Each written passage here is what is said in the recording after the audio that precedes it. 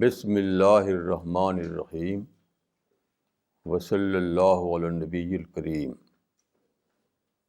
رب اشرح لی صدری ویسر لی امری واحلل عقدۃ من لسانی یفقہوا قولی۔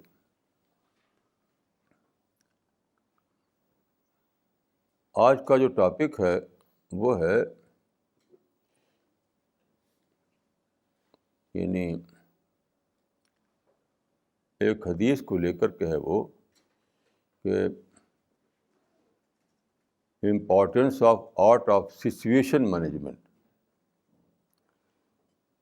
سچویشن مینجمنٹ ایک حدیث ہے، یہ حدیث میں اس سے پہلے بھی آپ کو بتا چکا ہوں کہ مومن کی ایک صفت یہ ہے کہ ان یکون بصیرم بزمانہ، کہ وہ اپنے زمانے کو جاننے والا ہو۔ زمانے کا مطلب کیا ہے؟ زمانے کا مطلب یہ ہے کہ سچویشن جو ہے، جو کنٹمپرری سچویشن ہے، اس کو جاننا۔ کنٹمپرری سچویشن، تو آپ کو جاننا چاہیے کہ سچویشن کو آپ مینیج کیسے کریں۔ You have to know the art of situation management, otherwise you will fail to practise your religion. تو لوگ سمجھتے ہیں کہ اسلام، مذہب اسلام کا مطلب یہ ہے کہ آپ عقیدہ اور عبادت کو جانیں۔ نہیں، آپ سچویشن کو مینیج کرنا بھی جانیں، ورنہ آپ اسلام پر چل نہیں سکتے، اور چلیں گے تو ٹھوکریں کھائیں گے۔ تو اس کے ریفرنس کے لیے آج میں نے ایک آئٹم چنا ہے ٹائمس آف انڈیا سے۔ یعنی بیسیکلی میں یہی بتانا چاہوں گا کہ سچویشن مینجمنٹ کیا ہے، اس کی امپورٹنس کیا ہے۔ تو یہ میرے ہاتھ میں پرچہ ہے ٹائمس آف انڈیا، یہ ہے 14 ستمبر کا۔ اس میں ایک رپورٹ چھپی ہے عظیم ہاشم پریم جی کے بارے میں، جو بنگلور میں رہتے ہیں۔ تو ایک انٹرنیشنل سروے کیا گیا ہے، اس پر یہ رپورٹ بیس کرتی ہے۔ اس میں بتایا گیا ہے کہ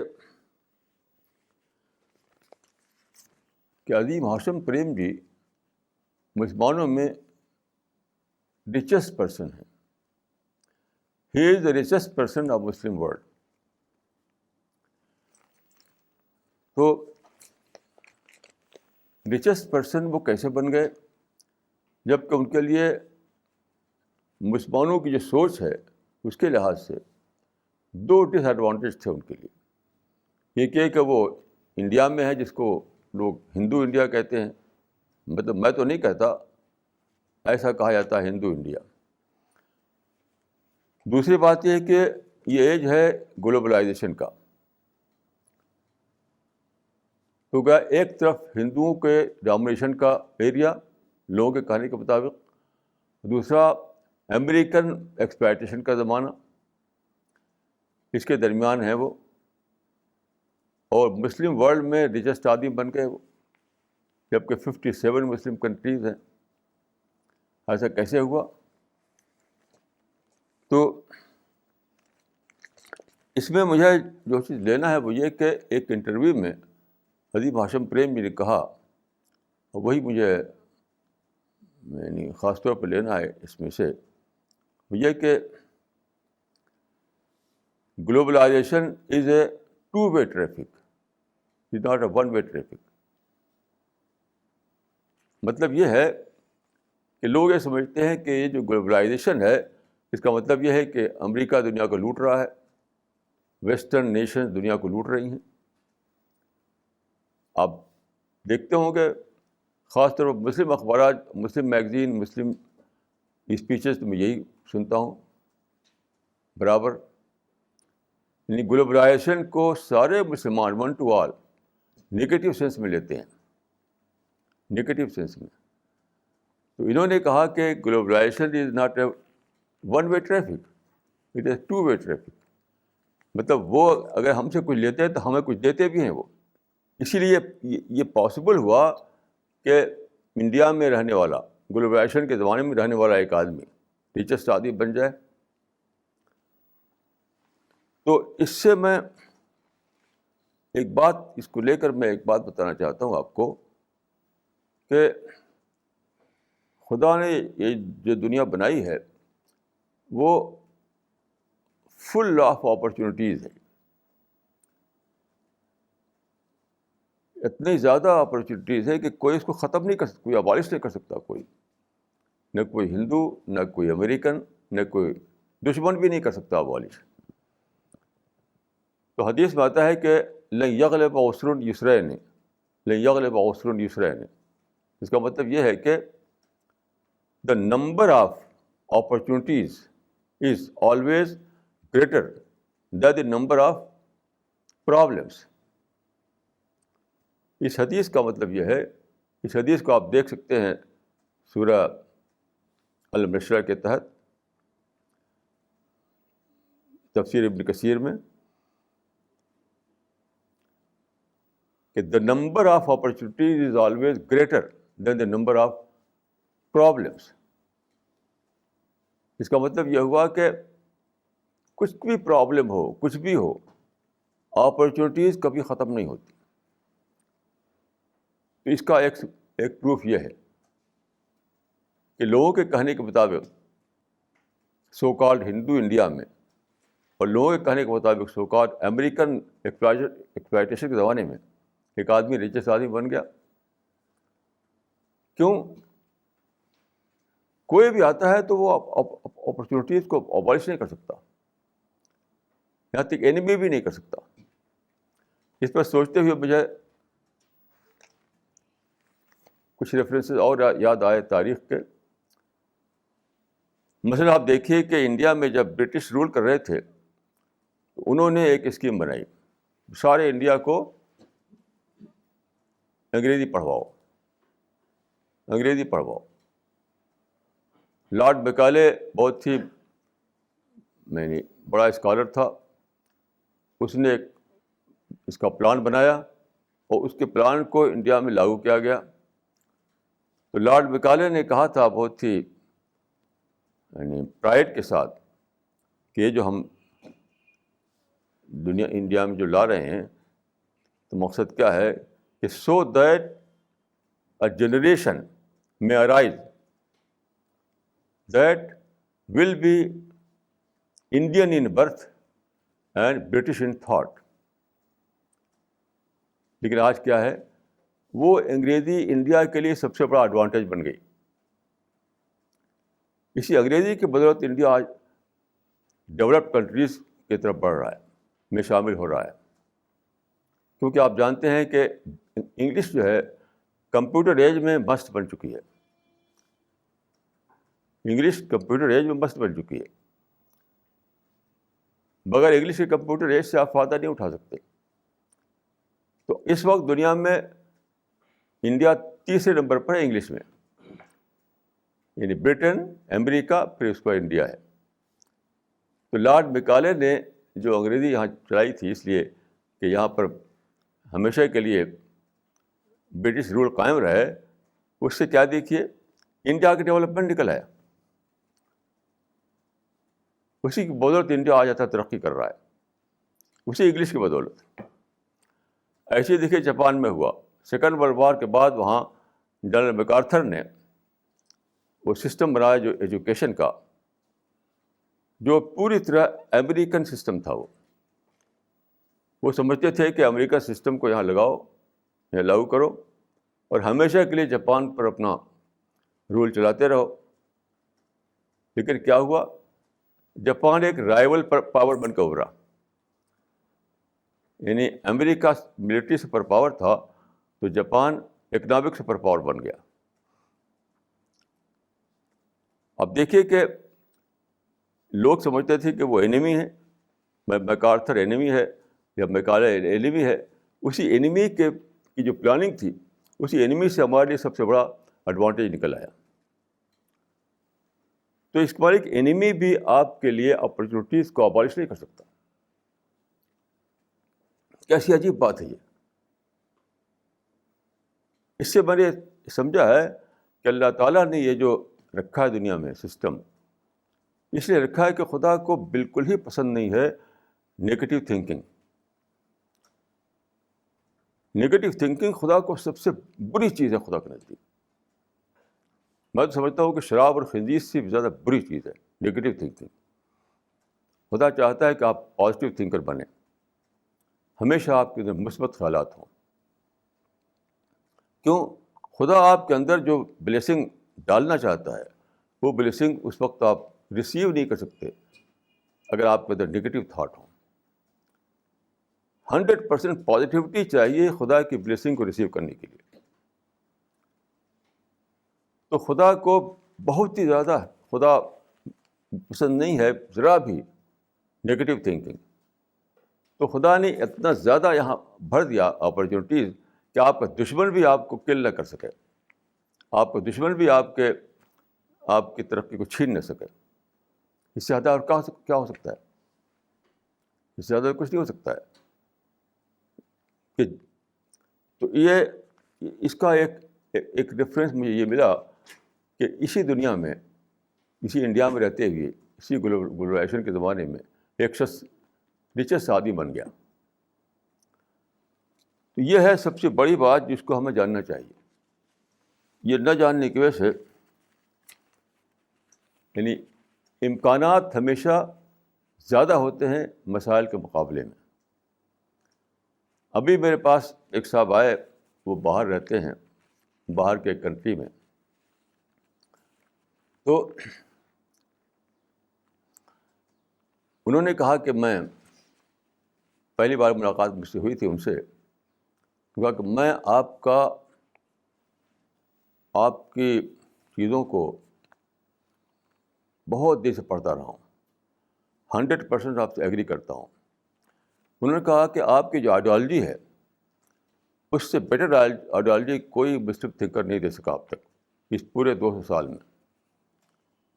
آپ کی آئیڈیالوجی جو ہے وہی بیسٹ آئیڈیالوجی ہے مسلمانوں کے لیے. اس طرح کی باتیں انہوں نے کہی.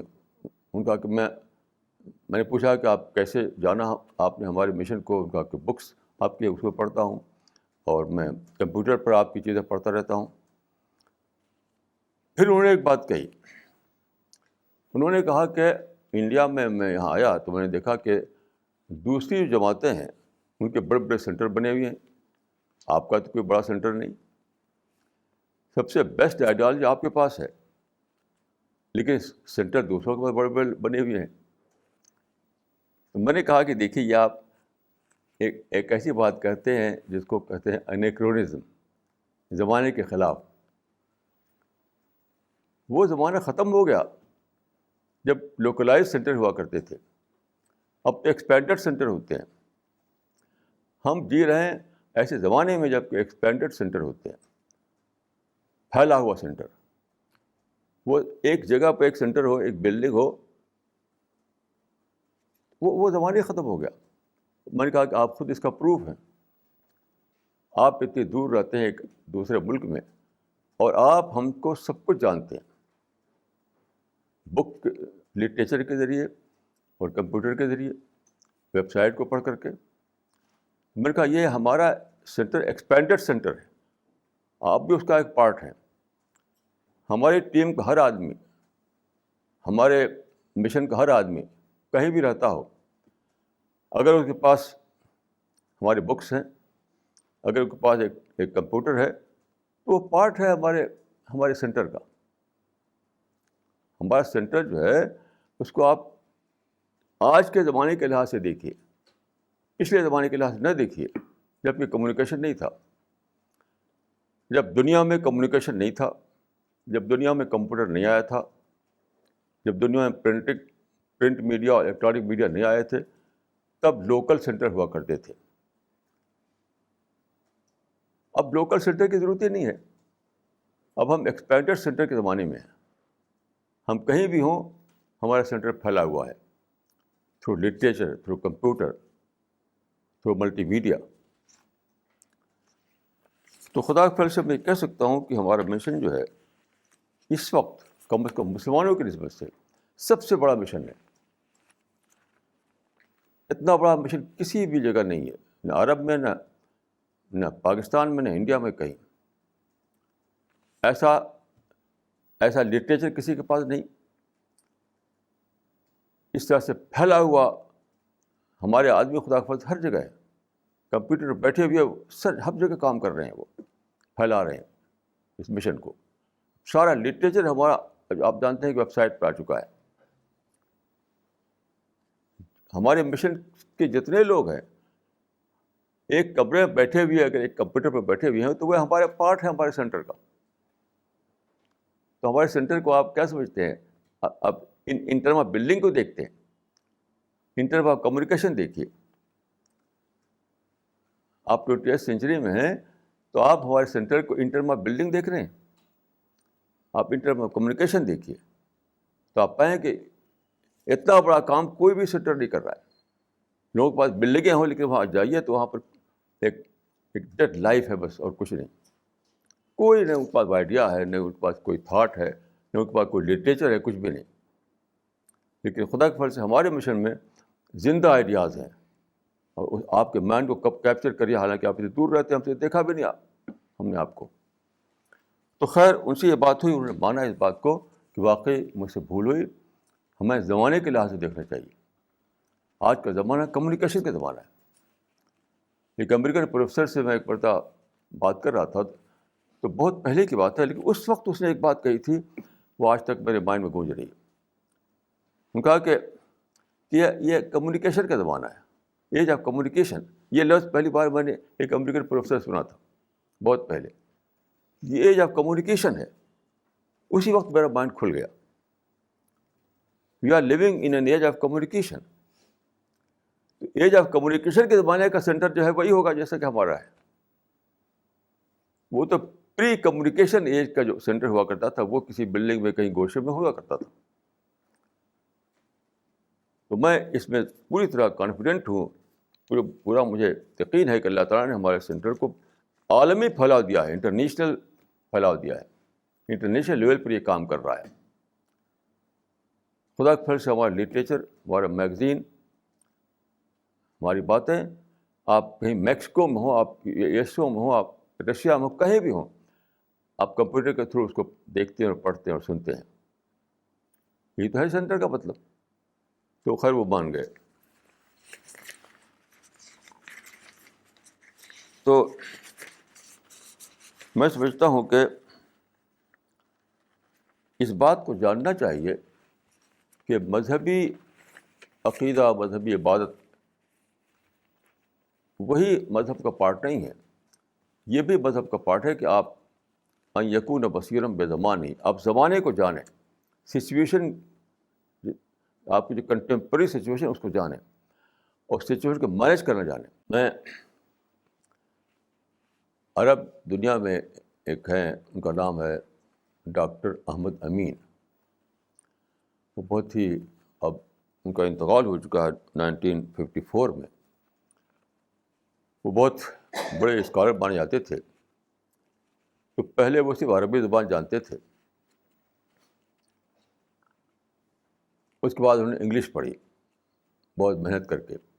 تو اپنی کتاب میں لکھا انہوں نے کہ جب میں انگلش پڑھ لیا میں نے, تو ایسا لگا مجھ کو کہ میں پہلے ایک آنکھ والا تھا, اب 2 آنکھ والا ہو گیا. اس میں لیسن یہ ہے کہ 2 آنکھ والا بن کر بھی انہوں نے کیا کیا, انگریزی زبان کے صرف لٹریچر کو پڑھا انہوں نے.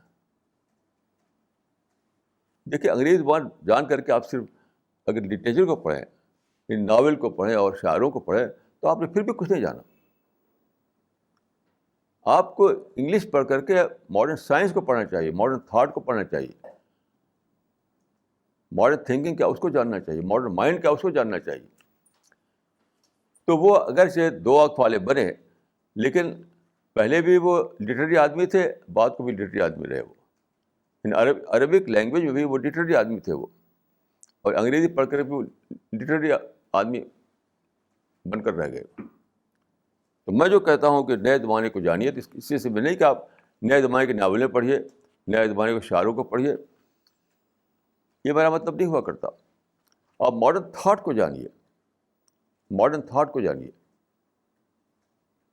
جیسے مثال کے طور پر دیکھیے, یہ دلی سے ایک مسلم ادارہ ہے, اس سے کتاب چھپی ہے گلوبلائزیشن پر, بہت ہی برا گالی گلوچ اس میں ہے, بہت ہی برا, کہ وہ اسلام کے خلاف ایک سازش ہے. گلوبلائزیشن جو کہا جاتا ہے وہ اسلام کے خلاف ایک سازش ہے. یہ کیوں ہے؟ وہ انگریزی جانتے ہیں وہ صاحب جنہوں نے کتاب لکھی ہے, لیکن انگریزی پڑھ کر انہوں نے صرف لٹریچر کو پڑھا, اس سے آگے نہیں پڑھا انہوں نے. انگریزی جان کر کے بھی انہوں نے یعنی انہیں آج کی دنیا کو نہیں جانا. وہ کیسے؟ وہ اس طرح سے کہ آج کا جو گلوبلائزیشن ہے وہ اس سے الگ ہے جو پہلے کا ہوا کرتا تھا. پہلے زمانے میں بادشاہ بناتے تھے کیا؟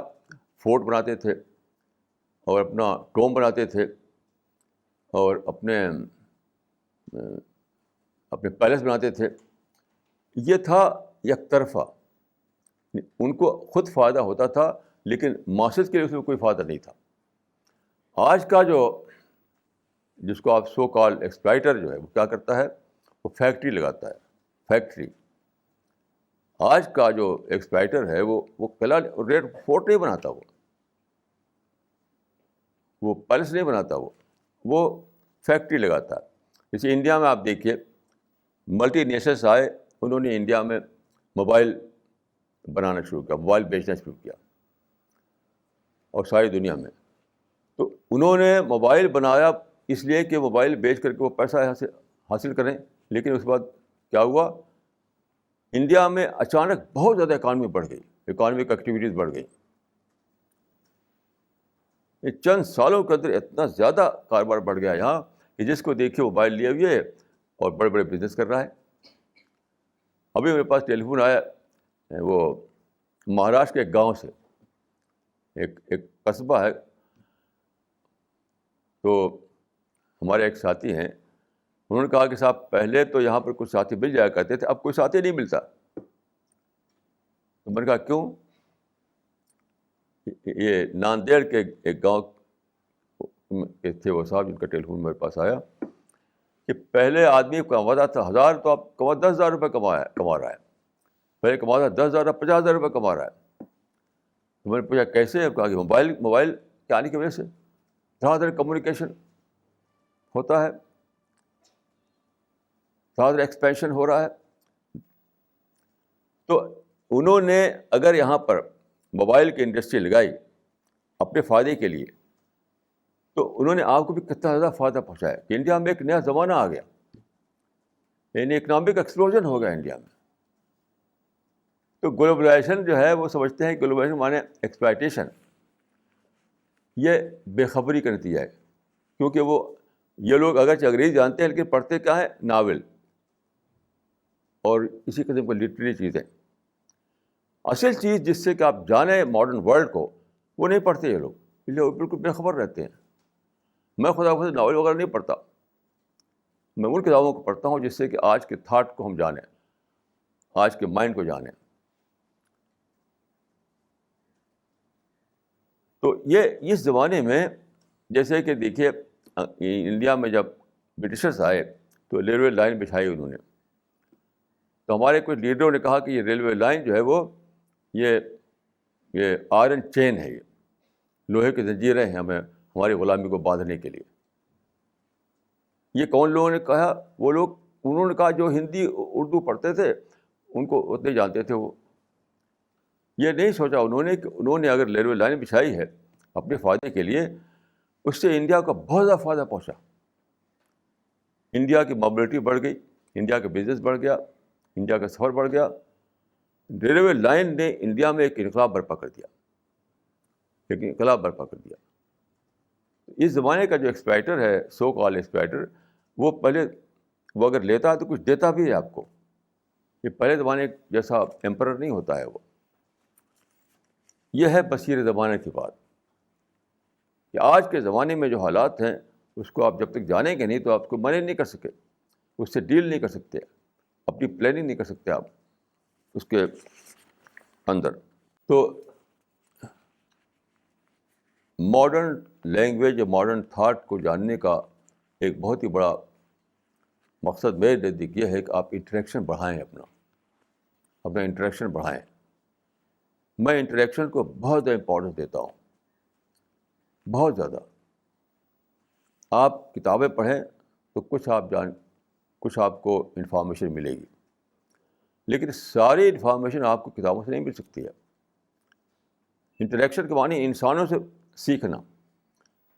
کتاب پڑھی آپ نے تو بک سے سیکھا، آپ نے کتاب سے سیکھا، لیکن جب انٹریکشن کرتے ہیں تو انسان سے سیکھتے ہیں، زندہ انسان سے آپ سیکھتے ہیں. تو میں جو زور دیتا ہوں اس چیز پر، تو اس لیے کہ آج کا جو انسان ہے اس سے انٹریکشن بڑھے آپ کا. اگر آپ صرف اپنی مادری زبان جانتے ہیں تو اپنی مسجد میں مدرسے میں انٹریکشن کریں گے آپ، باہر کی دنیا میں آپ کا انٹریکشن نہیں ہوگا. لیکن اگر آپ آج کی زبان جانیں تو آپ کا انٹریکشن بہت بڑھ جائے گا. اور جب تک آپ کا انٹریکشن آپ نے بڑھائے نہیں آپ انٹریکشن کو، اس وقت تک آپ کا انٹلیکچوئل ڈیولپمنٹ نہیں ہو سکتا، ناممکن ہے. تو میں اسی لیے ہمیشہ اس پر زور دیتا ہوں کہ انٹریکشن بڑھائیے، اسٹڈی بڑھائیے، انٹریکشن بڑھائیے، اور ڈسکشن بڑھائیے، اور ڈائلاگ بڑھائیے. اس پر زور دیتا ہوں. اور دعویٰ جو ہے، دعویٰ ورک اپنے آپ ہی میں ڈائلاگ ہے. میں ایک مثال آپ کو عرض کروں اس کی، کہ عباسی پیریڈ جو ہے وہ ختم کیا تھا اس کو تاتاری ہونے. تو اس کے بعد بہت ہی کم عرصے میں، یعنی کوئی 40 ایئرس کے اندر یہ سارے تاتاری جو ہے اسلام میں داخل ہو گئے اور اسلام کے چوکیدار بن گئے وہ. تو یہ کیسے ہوا؟ عربی کتابوں میں اس پر آپ کو کچھ ملتا نہیں. میں نے بہت ڈھونڈا کہ یہ اتنا کیسے ایسا ہوا کہ وہ جو خونخوار لوگ تھے جنہوں نے کہ سمرقند سے لے کر کے حلب تک سب تاراج کر دیا تھا اسلامی سلطنت کو، وہ کیسے سب اسلام میں داخل ہو گئے؟ کیسے ایسا ہوا؟ اس کا راز کھولا ہے پہلی بار، جہاں تک میں جانتا ہوں، پروفیسر T.W. آرنلڈ نے، جو برٹش اسکالر تھے. ان کی کتاب ہے دا پریچنگ آف اسلام. تو وہ کئی لینگویج جانتے تھے، چائنیز لینگویج بھی جانتے تھے وہ، کئی لینگویج. تو انہوں نے دوسری لینگویج میں جو تھا تاتاریوں کے بارے میں اس کو پڑھا انہوں نے. تو انہوں نے لکھا ہے کہ میں نے پہلی بار انہی کی کتاب سے جانا اس حقیقت کو جو عربی کتابوں سے نہیں معلوم ہو سکا تھا، کہ ہوا یہ کہ انہوں نے جب اپنی حکومت قائم کر لی، اپنا رول قائم کر لیا انہوں نے، تو انہوں نے مسلمان عورتوں اور مسلمان مردوں کو اپنے یہاں رکھ لیا. اس زمانے میں تو آپ یعنی یہی ہوتا تھا، سلیوری، اور تو بطور سرونٹ کے رکھ لیا انہوں نے. ہر تاتاری گھر میں بہت سے مسلم مرد اور مسلم عورتیں بطور سرونٹ کے ہوا کرتی تھی. اس زمانے میں یہی سب ہوتا تھا. تو کیا ہوا؟ انٹریکشن ہونے لگا. یعنی یہ مسلمان جو ان کے گھر میں پہنچ گئے تھے، اگرچہ بطور سرونٹ کے گئے تھے وہاں پر، لیکن انٹریکشن تو ہوگا. انٹریکشن ہونے لگا. جیسے سپوز ایک مسلمان کو چھینک آ گئی، اس نے کہا کہ الحمدللہ. اب وہ تاتاری پوچھتا ہے کہ یہ کیا چیز ہے، تم نے کیا کہا، الحمدللہ کیا ہے؟ اس کو اس نے ایکسپلین کیا. اسی طرح سے اس نے وضو کیا نماز پڑھنے کے لیے. وہ ابھی یہ وضو کیا کر رہے ہو تم؟ اس نے بتایا کہ یہ بھی چیز ہے. تو انٹریکشن سے کیا ہوتا ہے، وہ کیوریاسٹی آتی ہے. انٹریکشن سے کیا ہوتا ہے، سوال و جواب ہوتا ہے. تو یہ جو انہوں نے ان کو بطور سرونٹ کے رکھ لیا تھا اپنے یہاں، اس سے انٹریکشن بڑھا تو ان کی زبان بھی سیکھنے لگے. وہ ان کی زبان سیکھنے لگے، وہ ان کی زبان سیکھنے لگے، اور ڈائلاگ ہونے لگا. اس راز کو میں سمجھا. میں ایک مرتبہ میں برمنگھم میں ایک صاحب کے یہاں تھا، تو وہاں پر کچھ انگریز لڑکے آئے ان کے یہاں کسی کام سے, تو اس سے بات کرتے ہوئے انہوں نے کہا کہ تمہاری کلیرجی تم کو بہت بیوقوف بناتی ہے. ان انگریز لڑکوں سے کہا انہوں نے, کرسچن لڑکے تھے وہ, کرسچن. تو لڑکوں نے پوچھا کہ کیسے؟ کہا کہ دیکھو وہ کہتے ہیں کہ مسیح وہ ان کو سولی پر چڑھایا گیا, صلیب کروسیفائی کیا گیا, تو تمہارے گناہ معاف ہو گئے. تو انہوں نے کہا کہ سولی پر کوئی اور چڑھے اور گناہ کسی اور کا معاف ہو, کتنا اللاجیکل بات ہے. تو انہوں نے کہا mister Khan you are right. یہ ہے ڈائلاگ ڈیورنگ انٹریکشن. اسے میں نے سمجھا کہ وہاں پر جو ہوا ہوگا کہ جب انہوں نے مسلمان عورتوں مسلمان مردوں کو اپنے یہاں سرونٹ بنا کر رکھ لیا, تو بار بار ایسا ہوتا ہوگا کہ پوائنٹ آف ڈسکشن کوئی سامنے آتا ہوگا, کوئی سوال سامنے آتا ہوگا, اور اس کے تھرو انٹریکشن بڑھتا ہوگا. اور دھیرے دھیرے وہ اسلام میں داخل ہو گئے, کیونکہ یہ تاتاری جو تھے ان کا کوئی مذہب نہیں ہوتا تھا. یہ تو وحشی لوگ تھے, پہاڑوں میں اور جنگلوں میں رہتے تھے, تو ان کا اپنا کوئی آبائی مذہب نہیں تھا, تو کسی مذہبی عقیدے پر نہیں تھے وہ. تو بہت آسانی سے وہ سمجھنے لگے اس کو, یہاں تک کہ ان کی میجارٹی جو تھی وہ اسلام میں داخل ہو گئی. تو یہ ہے راز انٹریکشن کا. حضرت مسیح کے بارے میں آتا ہے کہ حضرت مسیح نے کہا اپنے شاگردوں سے کہ تم لوگ یروشلم سے باہر چلے جاؤ دوسرے کنٹریز میں تبلیغ کے لیے. تو انہوں نے کہا کہ ہم کیسے جائیں, ہم تو ان کی زبان جانتے نہیں, ان کی لینگویج تو ہم کو آتی نہیں. کیونکہ جاؤ, چلے جاؤ, خدا تم کو بولنا سکھا دے گا. تو یہ لوگ سمجھتے ہیں کہ مسٹیریسلی ایسا ہوا, یعنی واقعہ اسی طرح سے لکھا ہوا ہے, لیکن تو لوگ سمجھتے ہیں کہ مسٹیریسلی ایسا ہوا, یعنی ان کے جو ڈسائپل تھے وہ یا حضرت مسیح کے کرامت سے, ان کے کرشمے سے وہاں کی زبان بولنے لگے. یہ مطلب نہیں ہے اس کا. یہ مطلب یہ ہے کہ جب وہاں گئے یہ لوگ, انٹریکشن ہوا, تو دھیرے دھیرے ان کی زبان سیکھ لیا انہوں نے. ایسی ہوتا ہے. ایسی رسول اللہ کے زمانے میں جو صحابہ گئے تھے باہر دوسرے کنٹریز میں, تو وہ شروع میں ان کی زبان نہیں جانتے تھے وہ, لیکن دھیرے دھیرے انہوں نے زبان سیکھ لیا انہوں نے. تو یہ کوئی مسٹیریس واقعہ نہیں تھا, بلکہ انٹریکشن کے ذریعے ایسا ہوا, ڈسکشن کے ذریعے ایسا ہوا, ڈائلاگ کے ذریعے ایسا ہوا. تو میں سمجھتا ہوں کہ ہمارے مشن میں اس بات کو آپ جانیے کہ ہمارا مشن جو ہے اسی کمرے تک کنفائن نہیں ہے. کئی لوگ یہ سمجھتے ہیں کہ ہمارا مشن جو ہے اس طرح سے کوئی بہت بڑا مشن نہیں جیسا دوسرے لوگوں کا مشن ہے. میں کہوں گا اس سے بھی زیادہ بڑا مشن ہے یہ, in term of communication, in term of expansion. Daily مجھے ایسے کبھی خط آتا ہے, کبھی ٹیلی فون آتا ہے, کبھی کسی ملاقات ہوتی ہے, وہاں ہوتے کہاں ہے مشن پھیلا ہوا ہے,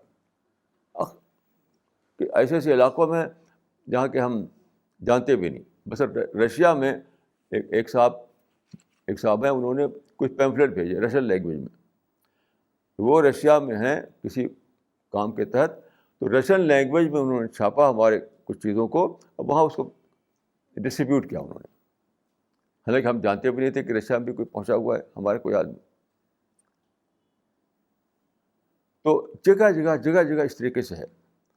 تو ایک چیز تو آپ اپنے مائنڈ میں بٹھا لیجئے, یہ مشن خدا کے فضل سے, یہ اللہ کے تعالیٰ کی خاص رحمت ہے کہ کمیونیکیشن کے زمانے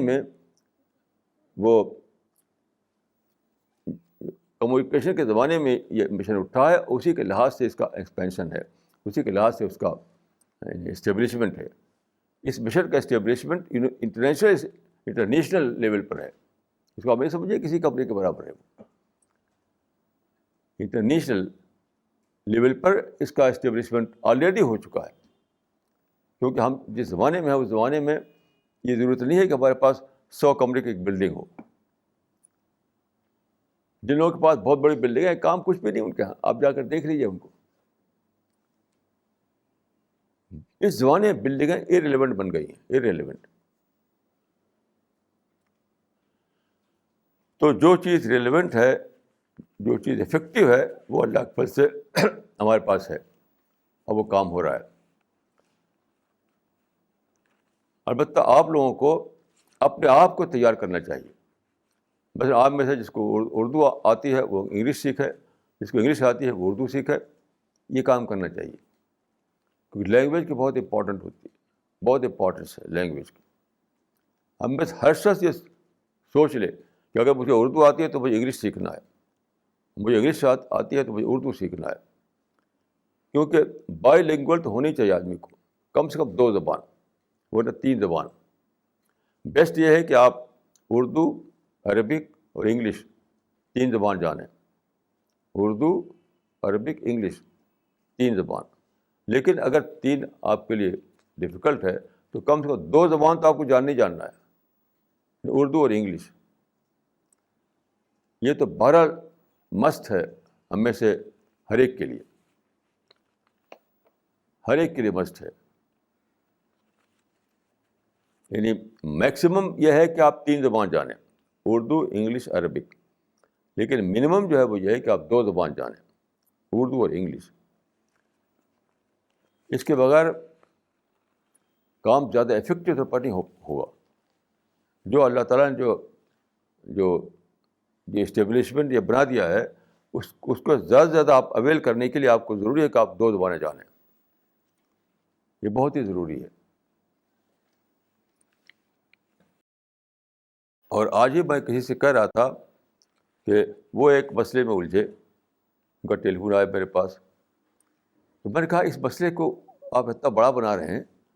میں نے کہا کہ they can not afford any problem other than دعویٰ. دعویٰ ہی آپ کا کنسرن ہو، دعویٰ ہی آپ کا پرابلم ہو، دعوی آپ کی سب کچھ ہو. کسی دوسری چیز کو اگر آپ اپنے لیے مسئلہ بنائیں گے، پرابلم بنائیں گے تو بہت بھاری غلطی کریں گے. یہ بہت ہی ضروری ہے کہ کسی بھی کوئی بھی مسئلہ ہو، کتنا ہی بڑا بظاہر دکھائی دے، کتنی گمبھیر دکھائی دیتا ہو، اس کو برش اسائڈ کر دیجیے.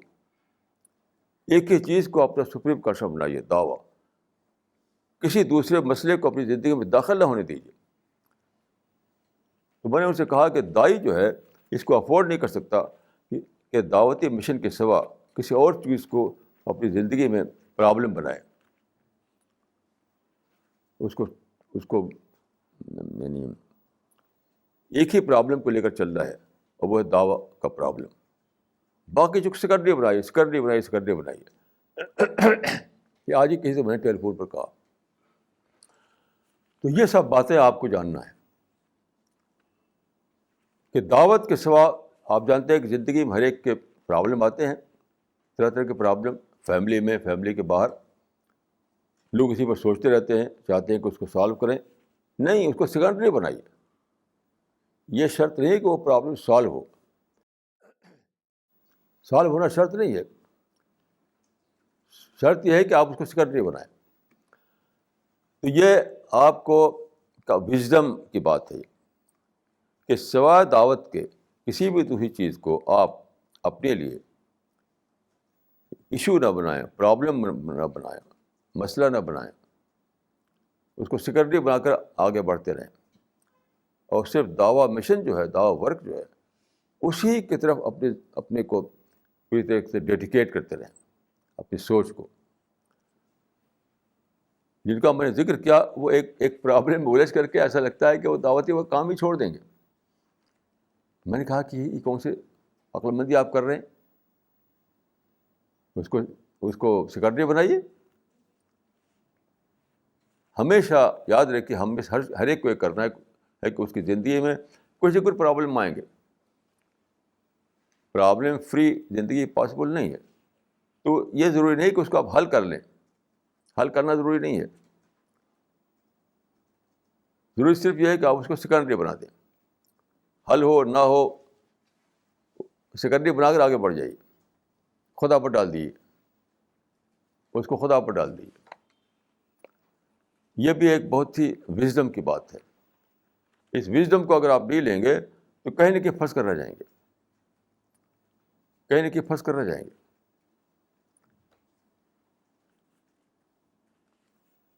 تو ہمیں جو کام کرنا ہے اس میں پلاننگ چاہیے, اس میں وزڈم چاہیے, اس میں ہر وقت سوچتے رہنا چاہیے کہ کہیں ایسا نہ ہو کہ شیطان مجھے ایسی چیز میں الجھا دے جس سے میرا مقصد ہی ختم ہو جائے, میری دعوت کی زندگی جو ہے وہی ختم ہو جائے. اقول قولی ھذا واستغفر اللہ لی ولکم اجمعین.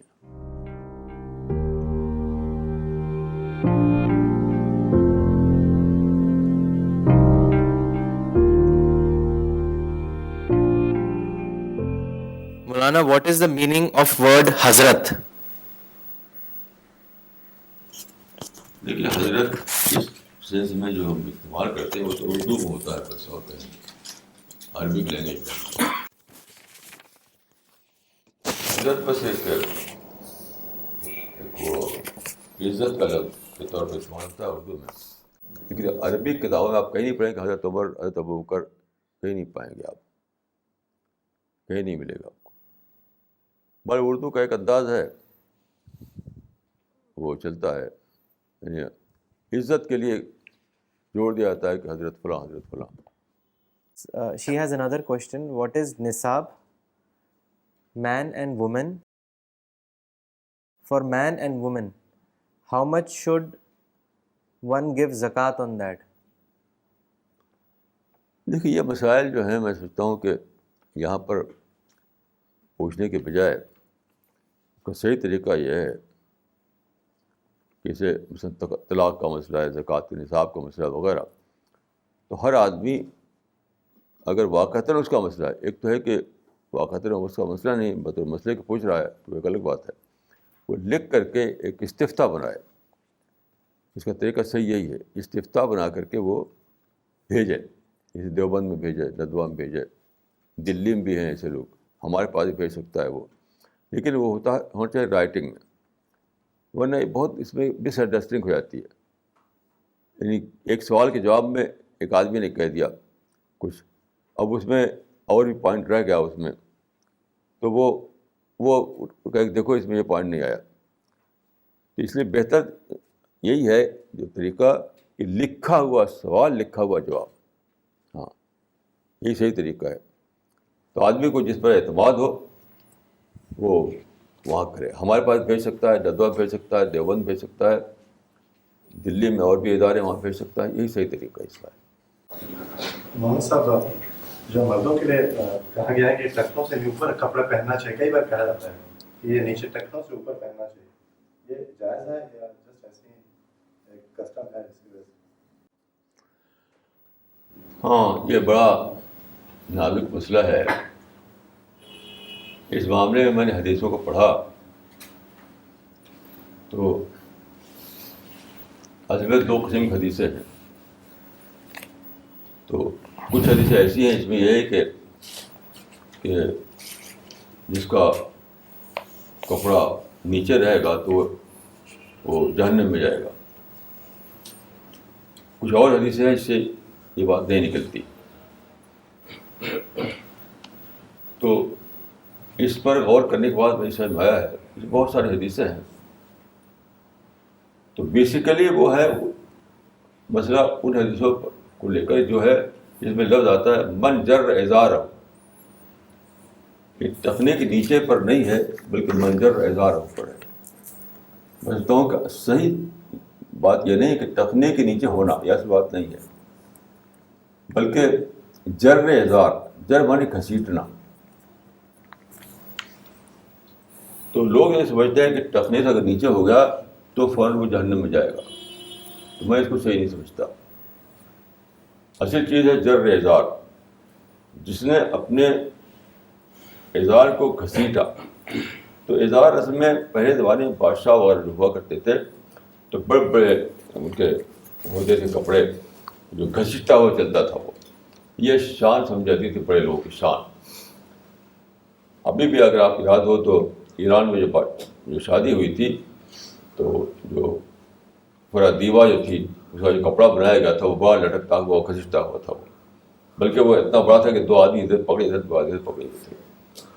تو پہلے زمانے میں ایسا تھا، اب تو ایسا ہے نہیں کہ گھسٹتے ہوئے کپڑے لوگ پہنتے تھے، یہ شاہی ان کو شان سمجھتے تھے.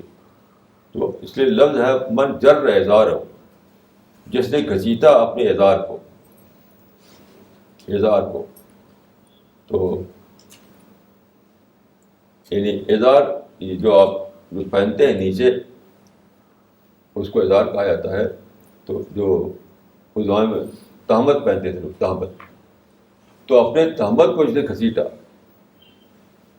ٹخنے کے نیچے نہیں، گھسیٹا اس کو لفظ جر. اس کے معنی ہے کہ اس میں اور لفظ آتا ہے خیلا، من جر ازار ہو خیلا، متکبرانہ طور پر، یہ بھی لفظ اس میں آتا ہے. جس نے گھسیٹا اپنے ازار کو متکبرانہ طور پر، پراؤڈلی. میں سمجھتا ہوں کہ جس میں زور ہے وہ ہے تکبر پر، ایروگینس پر، نہ کہ محض ٹخنے کے نیچے ہونے پر. تو مجھے اس سے اتفاق نہیں ہے کہ محض ٹخنے کے نیچے ہونا جو ہے یہی کوئی ایسی چیز پہ آدمی جہنم میں ڈال دیا جائے گا، بلکہ جو متکبرانہ طور پر یعنی آروگنٹلی جس نے اپنے کپڑے کو لٹکایا اور گھسٹتا ہوا چلا، اس کو آیت اس میں کہ جہنم میں جائے گا. مختلف حدیثیں جو ہے اس کو لے کر میں نے یہ مطلب سمجھا ہے اس کا. خیلا جو ہے اس میں ایک بات یہ بھی عرض کر دوں کہ ابو بکر جو تھے، جو ٹاپ کے کمپینین تھے رسول اللہ کے، تو ان کا کپڑا لٹک جاتا تھا. تو ان کا کچھ ایسا تھا کہ وہ لٹک جاتا تھا زمین میں. تو انہوں نے کہا کہ کپڑا لٹک جاتا ہے اور اس کی وجہ ہے کہ میرا باندھتا ہوں لیکن لٹک جاتا ہے وہ. تو آپ نے کہا کہ وہ ان کا ایگزمپٹڈ ہے، ابو بکر ایگزمپٹڈ ہے، کیونکہ وہ خیلا کا معاملہ نہیں تھا ان کا. یعنی وہ آروگنٹلی ایسا نہیں کرتے تھے، بلکہ باڈی کی بناوٹ کی وجہ سے ٹھیک اس سے لٹک جاتا تھا وہ. تو اور خلاصہ یہ ہے کہ محض ٹخنے کے نیچے ہونا یہ اصل بات نہیں ہے جو جہنم میں ڈال دے کسی کو.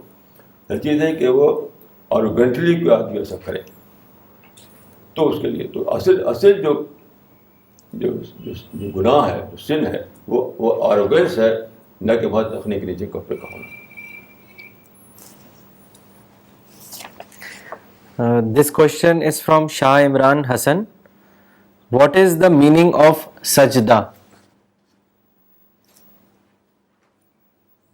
سجدہ کے معنی وہی جو انگریزی میں کہتے ہیں باؤ، BOW، باؤ، جھکنا. تو جھکنے کی ایک شکل ہے رکوع، ایک شکل یہ ہے کہ زمین میں سر رکھنا. تو جیسے فرسٹ وہ اس میں آتا ہے سورہ یوسف میں سجدہ کے لفظ وہاں بھی آتا ہے، یا فرشتوں کے بارے میں آتا ہے کہ سجدہ کیا انہوں نے. تو کئی علماء اس کو مانتے ہیں جھکنے کے بارے میں لیتے ہیں، زمین سر پر زمین رکھنے کے بارے میں نہیں لیتے، بلکہ لٹرل معنی میں لیتے. لٹرل معنی میں وہی ہے BOW، باؤ، جھکنا. تو جہاں تک میں سمجھتا ہوں کہ جھکنا تو کسی انسان کے لیے جائز ہے، لیکن سر کو زمین پر رکھنا وہ جائز نہیں ہے. مولانا اگر صرف کپڑا ٹخنے سے نیچے ہو جانے پر جہنم ہو تو جتنے لوگ موزہ پہنتے ہیں سب جہنمی ہیں. موزہ تو ہمیشہ بندی رکھتا ہے ٹخنے کو، اس لیے وہی صحیح بات ہے کہ متکبرانہ انداز میں جو کپڑے کو لٹکائے گا. ہاں صحیح، یہ بھی صحیح بات ہے، یہ صحیح بات ہے. لیکن یہ وہ ہے، ایک ہے اسبال ازار، جو اس میں جو لفظ آتا ہے نا اسبال کا آتا ہے، اسبال میں لٹکانا. تو لوگوں نے یہ بنا لیا کہ ٹخنے کے نیچے، یہ ٹخنے کے نیچے جو ہے لوگوں نے بنا رکھا، ورنہ حقیقت میں جو لفظ ہے وہ اسبال کا لفظ ہے، اسبال ازار. اس میں بھی خیلا کا لفظ ہے، یعنی متکبرانہ طور پر ازار کو لٹکانا. Maulana, this question is from Sadia. Some people say that globalization is good, but in a country like India, which has a huge population, there is still a need for labor-intensive work. Therefore, as MNCs which come in India leave numerous jobless, they should not be therefore allowed in India. What is your comment on this? میں سمجھتا ہوں کہ ایک supposition ہے یہ پھیلائی ہے کمیونسٹوں نے. یہ کمیونسٹوں نے پھیلائی تھی یہ سپوزیشن. مارکس نے لکھا تھا سب سے پہلے اس کو. لیکن آپ رزلٹ دیکھیے تو کہاں جاب لیس ہو رہے ہیں لوگ. جاب مل رہا ہے لوگوں کو, ہر قسم کے لوگوں کو مل رہا ہے جاب, ہر قسم کے لوگوں کو. مجھے معلوم ہے کہ جامعہ وغیرہ میں جو لڑکے پڑھتے ہیں وہ سب ان کو بھی کام ملا ہوا, جا کے دوڑ کام کرتے ہیں. وہ جا کر کے بہت ہی کم جانتے ہیں, وہ بہت ہی کم, ان کی انگریزی بھی نہیں آتے تب بھی ان کو کام مل رہا ہے. دیکھیے جو کہتے ہیں انگریزی میں پرکولیشن, ہر چیز پرکولیٹ کرتی ہے. جس سے پانی پرکولیٹ کرتا ہے اسی سے پیسہ بھی پرکولیٹ کرتا ہے. یہ امپاسبل ہے کہ کوئی پیسہ کما کر اپنے اس میں آئرن سیف میں بھر لے. یہ نہیں پاسبل ہے. وہ پرکولیٹ کرے گا جسٹ لائک واٹر, پرکولیٹ کر کے وہ سب تک پہنچے گا. یہ ایک سپوزیشن ہے جو مارکس نے پھیلائی تھی یہ بات, اور اسی کو ابھی تک لوگ دہراتے ہیں. لیکن میں اس کو جب میں یہ کہتا ہوں رزلٹ دیکھو. مارکس نے کہا تھا کہ انڈسٹریل کنٹریز جو ہیں وہاں پر سب غریب ہو جائیں گے اور تھوڑے لوگوں کے پاس پیسہ رہے گا. وہاں کہاں ایسا ہوا؟ اب دیکھیے فرانس کو دیکھیے, جرمنی کو دیکھیے, امریکہ کو دیکھیے, پیسے ہی پہ سب کے پاس ہے. میں ایک بار بیٹھا ہوا تھا ایک لندن میں کہیں, تو ایک لڑکی آئی گاڑی پہ بیٹھ کر کے. تو جہاں میں تھا ان کا دیکھیے یہ وہ ہے یعنی صفائی کرنے کے لیے آئی. یعنی صفائی کرنے والے عورت جو ہے وہ گاڑی بیٹھ کر آتی ہے. وہ تو لیبر کلاس ہے. دیکھیے یہ ایک سپوزیشن تھا جو مارکس نے پھیلایا تھا, اور رزلٹ نے بتایا کہ بالکل غلط ہے یہ, اور اس کی کوئی حقیقت نہیں ہے. اس کو سمجھانے کی پرکولیشن کیسے روکے گا کوئی؟ پانی ہے تو پرکولیٹ کرے گا, کوئی روک نہیں سکتا اس کو. بارش ہوئی ہے تو زمین میں گھسے گی, وہ کوئی روک نہیں سکتا اس کو. اور آپ رزلٹ دیکھیے انڈیا میں, دلی میں دیکھ لیے, سب کو کام ملا ہوا, توڑ رہے ہیں سب ادھر ادھر. بہت سے طریقے ہوتے ہیں کام کرنے کے, بہت سی چیزیں نکلتی ہیں, اس میں لوگوں کو کام ملتا رہتا ہے, بہت سے طریقے. تو میں اس تھیوری کو میں نہیں مانتا. Maulana, I would like to add something to it. In fact, I work in a financial industry, and that gives me an opportunity to interact with a lot of people and attend a lot of global presentations. So this population point which Sadia has raised, in fact, that has become a very attractive point for all these MNCs to come and set up shops here. They have used the term as demographic dividend. So they are saying that کیا demographic dividends. They are saying that India is so largely populated and they have young population. More than 50% of India's population is in the young category, and therefore it is very attractive for investment. In fact, they made few slides جس میں انہوں نے یہ دکھایا تھا کہ Japanese economy کیونکہ ageing population ہے تو وہ پہلے ہی پیک ہو چکی ہے 1950 میں, and India will not peak even by 2050. So in terms of attractiveness, because of this young population, India will continue to be a favored destination point for many decades to come. اچھا جی بہت اچھا بہت اچھا بہت اچھا. So we'll end the session now. Thank you.